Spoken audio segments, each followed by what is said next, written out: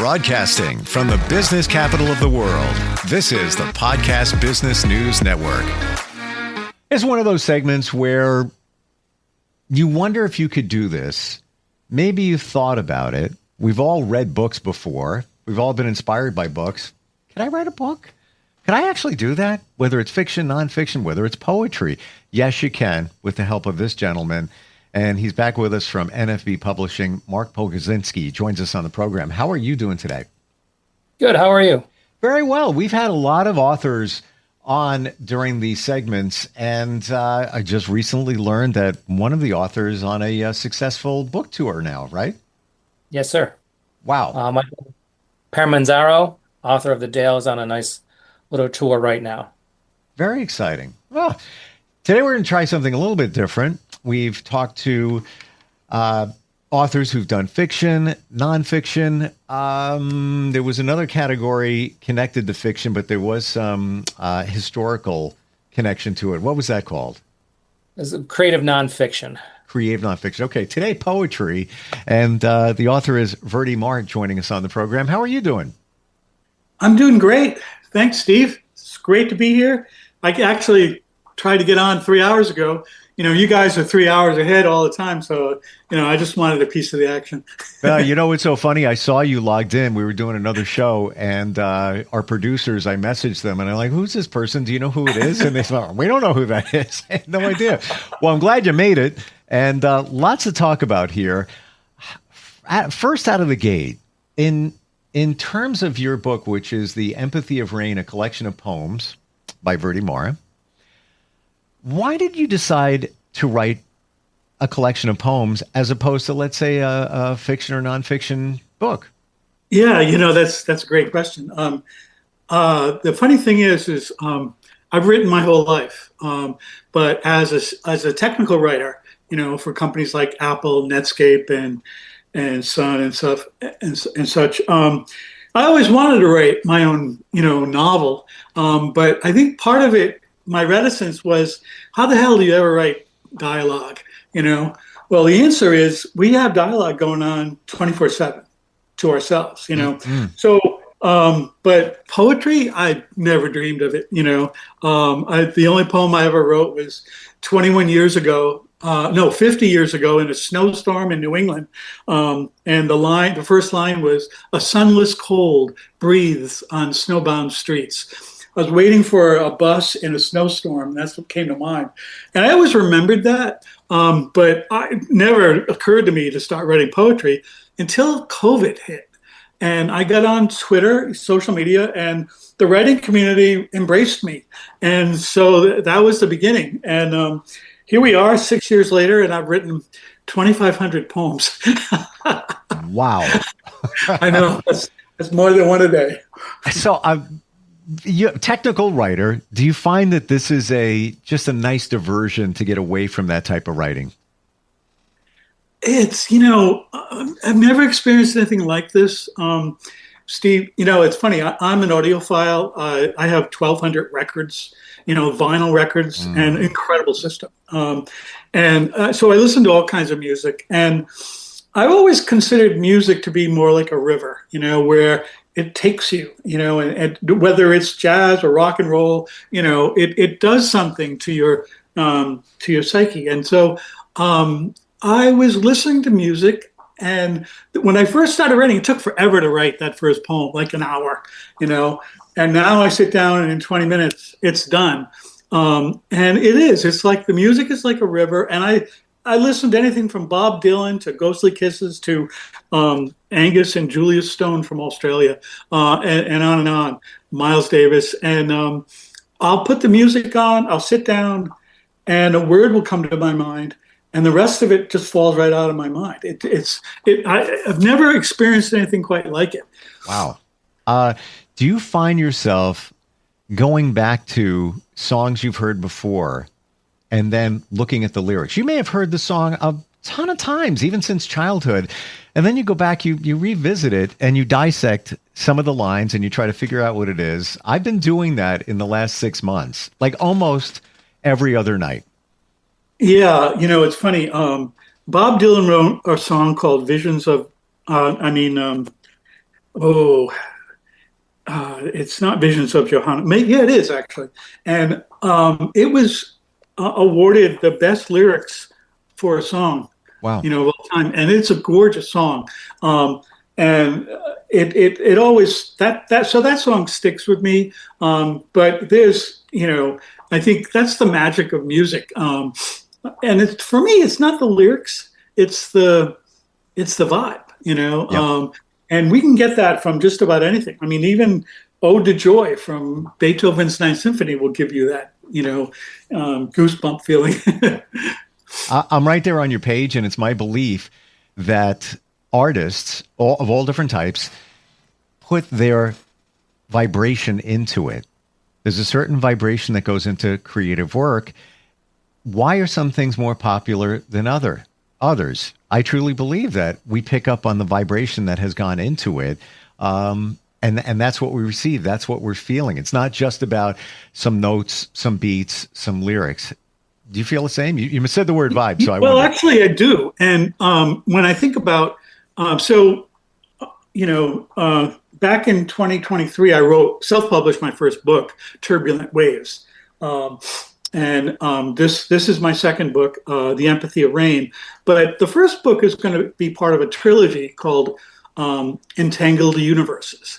And if you think about quantum mechanics, and we are in an entangled universe, and I think that what you're speaking of there, the vibe, is part of that.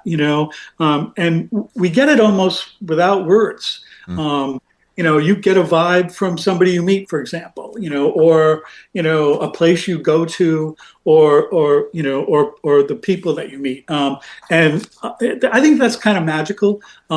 So what I've tried to do with my poetry is tap into that, and it's very interesting to me when I look at the first poems I wrote in Turbulent Waves, what I have in The Empathy of Rain, and what I'm doing right now, so that's basically spread out over 6 years. And I never studied poetry in college. My degree is computer science, and I minored in tech writing, and that's how I got into technical writing. But I really started looking at that. So there's a poet. His name is Arthur Rimbaud, and a long time. I mean, I forget what century he wrote in, but Bob Dylan and Picasso, read him, and he wrote Illusions. No, not Illusions, Illuminations at 21, and it's considered a masterpiece, in the poetry genre.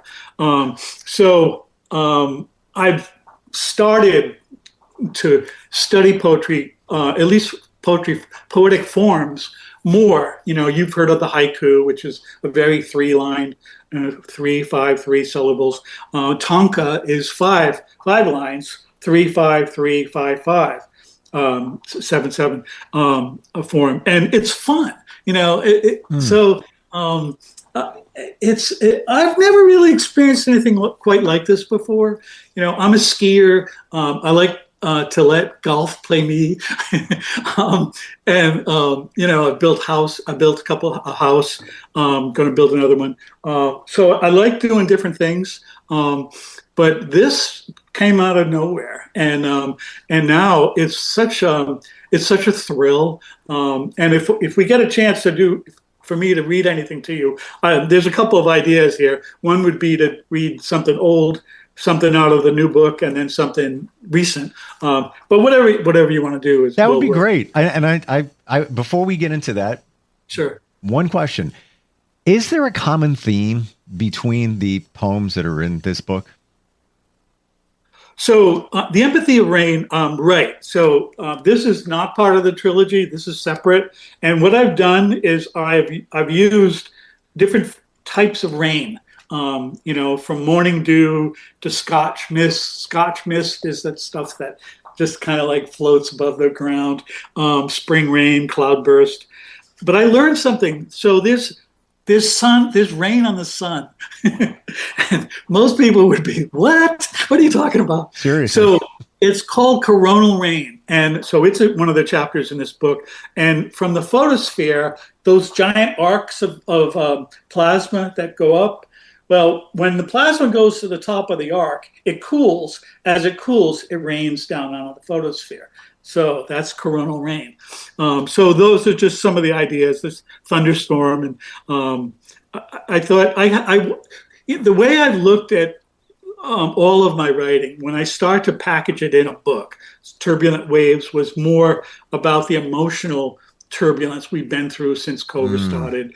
You know, the Empathy of Rain, again, it's separate from this trilogy that I'm thinking about, but I thought the idea of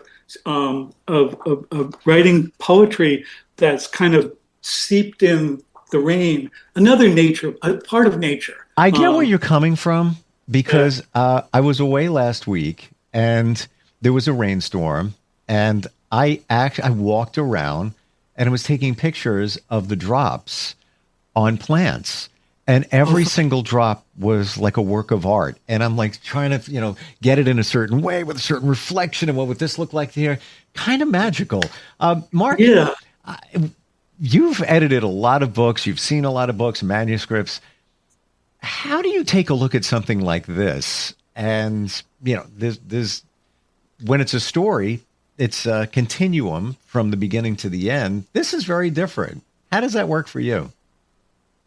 With poetry, the editing is different. As you say, you don't want to edit someone's poem because poems they're visual, the way they look on a page. That's important to a poet. Rhyme scheme, if they have one. Word choice, I think, not to dismiss it in terms of novels or nonfiction, is more essential, I think, for poets. That specific word, a specific way it looks on the page. So editing poetry, it's difficult. It's more the poet has to edit, and then you go by what they want and try to create something that's going to work for them. I used to lecture years ago about the beat poets, and Rimbaud was a big influence on them. He was a French poet, 1800s, and I think he died in the early 1900s. A lot of his work was referenced by the beats, Ginsberg, Corso, and the like. So, yeah, I see that, especially in this particular collection. But when I see that in a book of poetry, it brings me back, and it's important, especially because poetry, not to say it's a dying art, but it's a lessening art where you don't get as many poetry books published. So anything I can do to help a poet publish their works, I feel it's an obligation and an honor to do so. I'm sensing that in the last couple of years that books with poetry are getting much more popular. Are you seeing that too? A little bit. There's been a lot of reproductions of the older poems. Again, because I still do a lot of works with the Beat generation, you see a lot of those being reissued or new collections. But new poets who are writing now, who are alive now, I think it's difficult for them to get their voice out other than like online or, as you said, like a Reddit page. To actually have a book, like a physical book of their poetry, I think is essential. So Verde, you mentioned that you could read some passages from your book. I would love to hear them. Sure. Like I was saying, one possibility would be to kind of give you a scope, a view of the scope from when I first started to what's in this book, The Empathy of Rain. And now, basically, we're about 18 months or so since I wrote the material in that book. So what I have is, this is one of the very first poems I wrote, and it's in Turbulent Waves. It's called Your Light. I've known you forever, but we've never met. You picked me up when I awoke, and you kept me when I was dying. A touch from your shared smile sparked life when everyone else turned away. And the light around you shines when others bring only darkness. So again, that's one of the first things I wrote. And you got to love the early stuff. So in this is kind of works really well. This is from this new book, The Empathy of Rain, and it's called Becoming a Poet. There were times I wondered where to start, like tonight as my mind unfolds your memories. A maze of emotional gates, unleash them now. They recapture thoughts I've let go free since. All of the sharp turns a heart makes just to feel. When the road is silent, our bodies wait to play. You sing of what it means to become a poet. I write of what it means to read love into yours. Time has her way with musings I've employed. Sharing them seems a plea for deeper secrets. I wonder of my short years writing as a new poet, what will I find as I work my way home to you? So that's from The Empathy of Rain.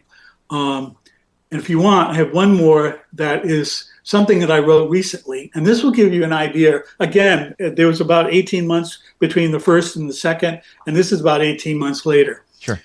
Wrote this a couple days ago. Reading into us to make time forever. Caught under her light, my words make me up. Born in coronal rain, it pools in my mind's eye. Desperate to become a poem to delight hers, I recite honestly as it creates our palimpsests. She wanders closer as if to touch is to read me. An ancient fire kindles sighs as we begin again. New words dance inside our newfound rapport.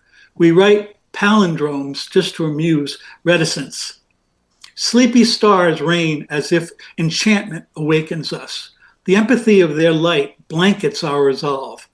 Comorbi shadows find harbor between our eyes as our song seeps into the bones of the night. Wow. So that gives you a broad range of over about 6 years. I'm not looking at length, so you'll factor that out. But the progression from when you started writing a number of years ago to now, it seems like your poems are more, and the best description I have, robust. Nothing wrong with the earlier ones, but these have more meat to them. Yeah, I think, I think that's a good point. I think when I first started writing, it was Twitter really only let you put so many characters in a post. So that's why I call them micro writes. So my part of my family lived in Newtown, Connecticut, near Sandy Hook Elementary School. Yep. And I was there about a year or two after the tragedy, and I walked the streets of Newtown. And when I got home, I wrote something about how it felt, and it's short. Because again, the Twitter requirement for characters in a post. But I packed more into that poem than probably anything I've ever written. So it is interesting to me how not only how my poetry has evolved over the last 6 years, but how we can use language to fill something with meaning and get away from the idea of a particular form, just to let the idea shine through. Do you still use the same technique that you did in the beginning where you start with a word pops in your head, whatever, and then you expound upon that? Yeah, so it's funny. When I talk about this with my friends, I say, well, Calliope is my muse. I've never had writer's block. So she's been with me since then.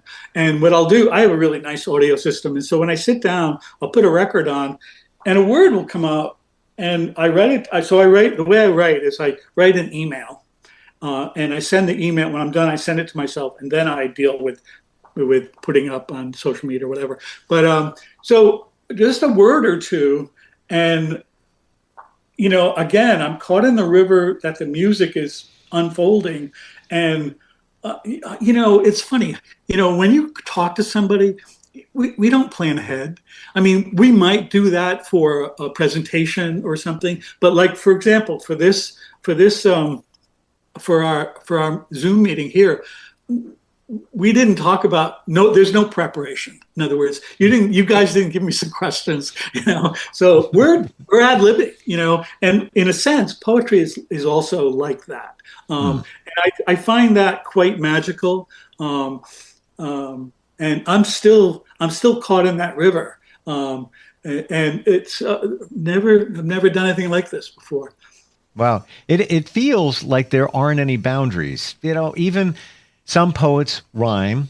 You don't in what the passages that you read, and that's perfectly fine. And I think it's inspirational for the rest of us. If we have a feeling, an emotion, a thought, that you could put it to some words, but not be boxed in. Got to make this one rhyme. Got to do this. Got to do that. Or start a book. What am I going to do with the characters? 5 chapters in. Mark, what's your whole feel for this? When it comes to poetry, what's your overall vibe with this? Well, so first, I'm kind of a rogue poet. In other words, I don't rhyme. I wasn't educated in poetry other than reading Walt Whitman, Hemingway, and Rimbaud, and etc. But So this kind of goes back to what Mark was talking about, editing a poet, and why it's interesting and can maybe even difficult rather than a novel, for example. For one thing, I turn nouns into verbs. So I like in one of my poetry, I was writing about this woman, and I said, she Decembered me. Now, what the heck does that mean? Well, I'm kind of implying that December is very cold. And I do that a lot.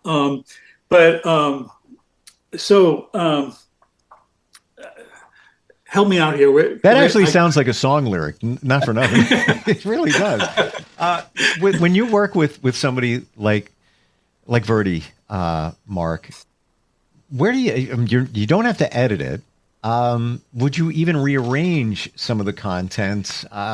This is new for me, to see how this whole process goes.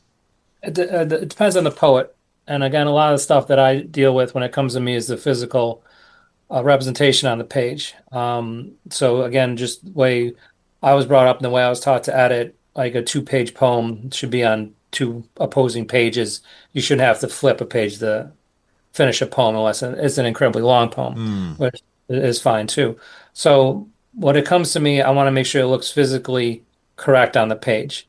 And again, with Verdi's poems, they didn't start at the top of the page. They started in different sections on the page, but they were all centered and they all had to look a certain way, a uniformity to the book, even though the theme of the rain is throughout. So for me, as the editor, as the book creator, I just focus on the physical thing. But like as a writer, I think most writers start off as poets at one way or the other. Even like you go back to Shakespeare, he's always referred to as the poet, and his poems influenced his playwriting. So I think a lot of every creative writer is a poet one way or the other. And even to this day, I write little lines to my wife on Post-it notes and leave them around the house, and the kids find them and they ask what it is, and it's just something you did, and it might not mean anything, but it was a rhyming couplet that popped into my head and I wrote it down. So I think a lot of poets are like that. And again, you say the refinement with Verdi's poems, as you say, they become more robust. And I think poetry, more so than any other genre, reveals the artist. Like a person can write a horribly graphic murder mystery and be the nicest person in the world. Poets are their poems. Okay. And I think that's what makes poetry collection special. And as I said, essential to who we are as a society. Poetry reveals us more than any other genre of writing. In terms of what you do with your publishing company, this is the radical difference, where even just the way the words are shown on the page, that's important as well. Some people self-publish. Okay, that's fine, whatever. Nobody's looking at that kind of thing. Nobody's looking at the continuation of the poems and all of that. We're just about out of time. Verde, I'm going to throw final question to you. If you could pick one word to describe the theme, now we're talking about raindrops or rain in this particular book. I'm sure there's some things on your mind right now in terms of, your next book or collection. What word would encompass that? Yeah, melancholy. I think if you look at the world today, You'll see melancholy everywhere, in all phases of life, and it speaks to me, deep set. Whether so Billie Holiday sang a song called "Strange Fruit." She was pulled off the stage in New York City by the New York Police Department for singing that song. It's a song about hanging, Black people. And I wrote a poem called "Crying Trees" for Billie Holiday about that. I mentioned the feeling of writing for Sandy Hook Elementary, and incredible feelings. Just walking the streets where I'll read it for you. Ghosts live in Newtown, frozen in summer. Ceremonial priests chant, a haunting unlike any other. Streets devour footprints, they all disappear. Clouds race away like yachts, there's no finish line. Churches cry for prayers, despair paints skies. There's no music here, even thought is gone. That's the feeling I had in Newtown, Connecticut. And I feel what you're feeling by hearing those words. It's almost as if I don't want to listen anymore because I don't want to. I'm speaking very serious. It's like, I don't want to go back there again. And, I'm on Long Island, right across the Sound, Newtown. So very much on my radar, knew some people that, were connected to that tragedy. But this is why poetry is so powerful. NFBpublishing.com is the website. If anybody's thinking about maybe getting your works published, whether it be a book, whether it be poetry. Fantastic talking with you both. I really appreciate it. I don't think I've ever talked to a poet before, being honest. I appreciate it. Mark and Verde, thanks for being here today. Thanks, Steve. Mark. Appreciate Thank it. you. We'll be right back.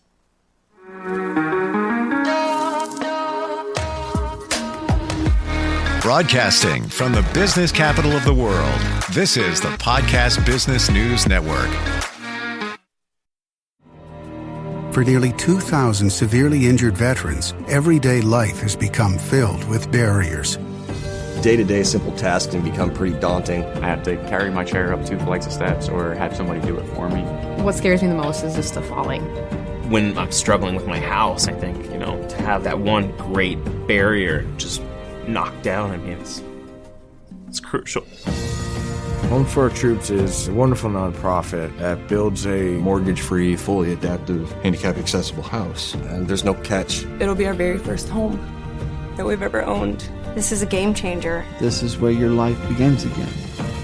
We need you to join us in completing this important mission. Please visit hfotusa.org and help build homes and rebuild lives. Because of you, everything's going to be okay.